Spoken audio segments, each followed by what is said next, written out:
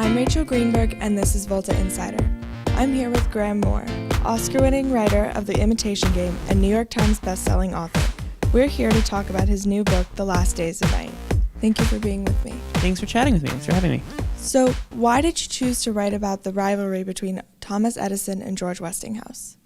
You know, I think the thing that I first got excited about with this book was writing about the invention of indoor electrical light, which felt to me like this wonderful hinge moment in history.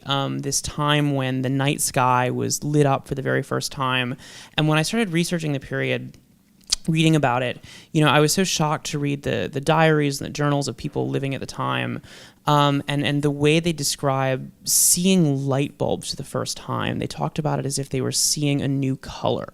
They had kind of never seen anything like it. The effect was shocking, kind of literally and figuratively for them. And it just felt like this amazing hinge moment when culture and American society would never be the same again. I mean, the electrical light had all these dramatic changes. You know, crime rates went down because it was really hard to rob people in public spaces if they were much brighter.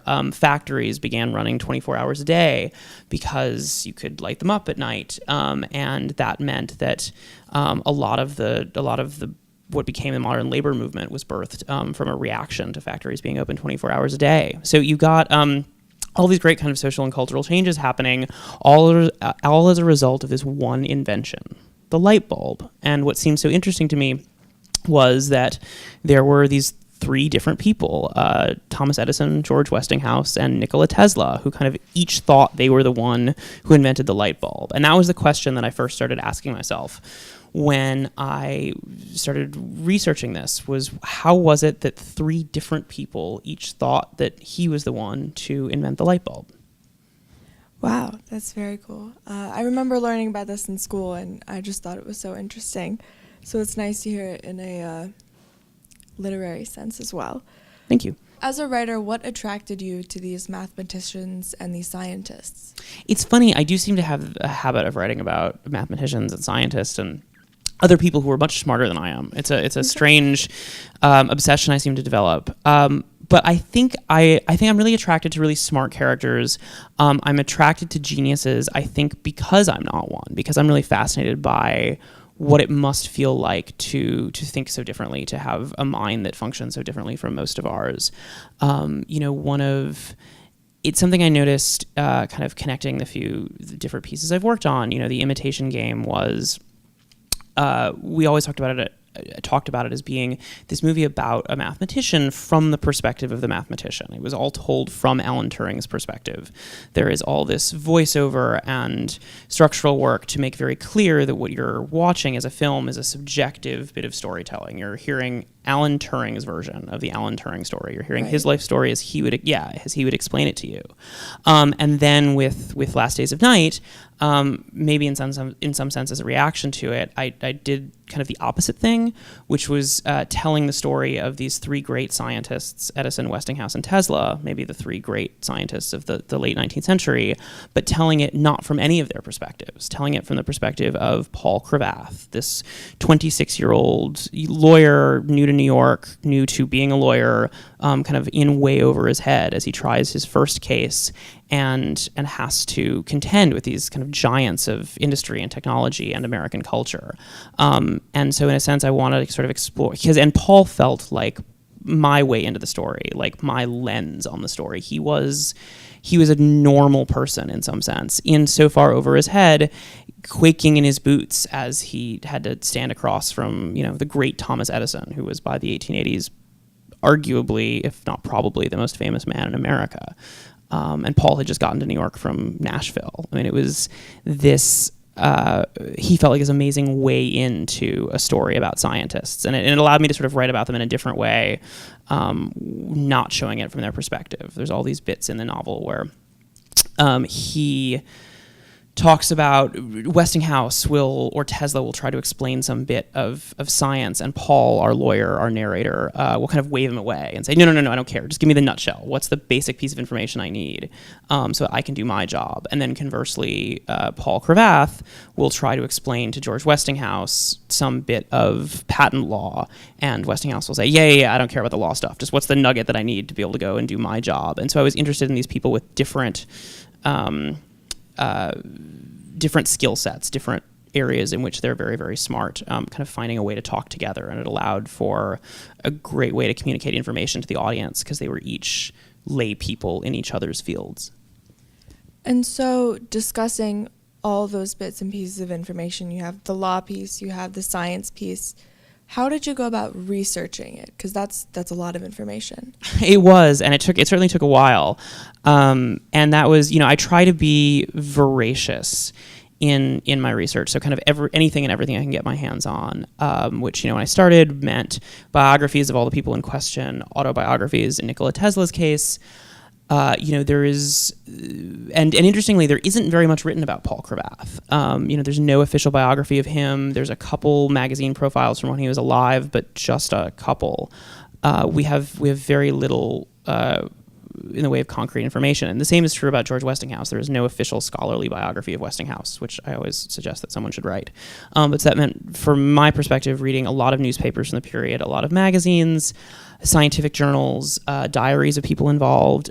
Thomas Edison's diary is online as of this moment. Rutgers University has posted every page of it at the Edison papers on their site. It's really cool. If you want to click on it someday, you can go and just sort of click through, pick a random day and see what Edison wrote in his diary that way. It's cool to get a good sense of it. Really cool. It's interesting. He has terrible handwriting, and it's really hard to decipher it, but if you spend a minute and figure it out, he talks about his dreams very vividly.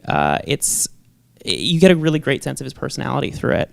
It makes me glad that I don't keep a diary because the idea of people, 100 years after my death, pouring through it online sounds terrifying. Yeah, that would not be good. But yes, he may be embarrassed about it, but it is really cool to see. So going through all of that was really helpful. And then, of course, talking to experts. I had lawyers who I worked with who helped explain the history of patent law, electricians to help with, and electrical scientists to help with the electricity stuff. But it's a lot about kind of getting this big area of understanding from my part so that I can then kind of dive in very specifically and give the reader just as much information as she needs to sort of make the narrative happen and to try and kind of dramatize these bits of history. I think the fear with a piece like this is always that it will feel like a Wikipedia entry and not a novel. And it's a novel. It should be emotional and lively and fun and entertaining and passionate because these were passionate people. You were asking earlier about writing about scientists, and I think that's something that I really admire about scientists is they're passionate and they're driven and they're obsessive. They devote their entire lives to these subjects that the general population would consider arcane, and maybe as someone who does that myself, I can sort of identify with it. So do you have sort of a list of scientists that you'd like to write about? Do you have a list of people that you would like to write about, what's next for whatever you plan on doing? I don't have a list. There's some things that I'm starting to work on. I'm starting to work on a third book. I'm starting to work on another film. We're making the film version of The Last Days of Night. So that's taking up a lot of time right now as we're in prep. But, I think I'm going to try and stay away from true stories for my next little bit. I keep telling the people I work with that I want to, agents and whatnot, that I really want to try writing something that doesn't involve spending 2 years of research before I can write a word. But of course, now I'm starting to work on my third book and have now turned it into this massive research project. And I'm talking to all these scientists, and it is sort of about scientists, but about made-up scientists this time, which I'm kind of excited to try my hand at. Would you ever write about Elon Musk? I might be too afraid to write about Elon Musk, but he's a really interesting figure. And one thing with this book that I kept looking at or kept thinking about was the way these kind of the way the scientific rivalries of the 19th century look like the ones of the 20th and 21st century. the way that Thomas Edison would always kind of talk about George Westinghouse and say, oh, that guy, he's not a scientist, he's just a businessman, which is kind of exactly what Steve Jobs would always say about Bill Gates. And then conversely, Westinghouse would always say about Edison, he's not even an engineer, he's just a salesman. And that is, I think, word for word what Gates would say about Jobs. And I think we're starting to see it now with Musk. And I'm trying to find who Musk's great rival is. Maybe it's Peter Thiel. Maybe it'll be someone else. Yes. Maybe it's someone in the Google self-driving cars. But because I think the issues and the sort of philosophical issues that Edison and Westinghouse are asking are similar to the ones that Musk and his competitors are dealing with too, as they work on self-driving cars or AI or what have you, which is kind of, what does it mean to invent something? What does it mean to kind of have had an idea? How do you take the raw idea of something and actually turn it into a product that you can sell in a store and give to a public? And I am kind of fascinated by the way the same scientific controversies seem to, erupt century after century. And so you talked before about not wanting to write another true story initially. Wouldn't you think that that's a little easier than trying to develop your own story? What do you think is the difference there? It's a great question, and I think I'm now finding it very hard when I have to make the whole thing up from scratch. I'm very used to, what I like about working on true stories is that in the sense, it's always felt to me as if someone else has already done the first draft for me. If I don't know what to have happen next, I can just look up what actually happened next, and put that in there. And in some sense, it feels, working on a true story feels sculptural. It's the thing about there being a big block of clay, and I'm just kind of whittling away at it until the sculpture emerges. It's a lot of cutting, a lot of condensing, a lot of amalgamating to sort of fit a true story into a narrative or build a narrative out of a true story rather than sort of coming up with one from scratch. But I also think a lot of the true stories, or a lot of the kind of fiction that I like, even if it's not based on a true story, it always comes from something very real. It comes from real people, whether it's the writer's life or something that they've been inspired by. And since I seem sort of congenitally averse to autobiography, I am much more excited about finding people who seem really fascinating to me and writing a ton about them. Cool. What advice do you have for young aspiring writers, or maybe just people who want to get better at writing? Write a lot would be my first piece of advice, which sounds simple, but it's not. I mean, writing's really hard, and it takes a lot of it. It's very hard. Yes, it takes a lot to get good at it. And I think there are people. I wake up every day and keep waiting for that to be the day when I wake up and can say to myself, "Oh, I know how to write now. I'm really good at this." But I'm only 34, but at this point, it still has not happened. There's no day where I'm like, oh, I figured out how to write. I know how to do this job. It's a new challenge every day. And I think kind of embracing that and saying you can get better at it, but you're never going to get perfect at it. And you're never going to be as good as you want to be at it, which is all the more reason to just keep doing it and keep refining. I meet writers sometimes very young who are afraid of doing a lot of drafts of things, or think that somehow if you do a first draft and then throw it out and start again, that's a failure.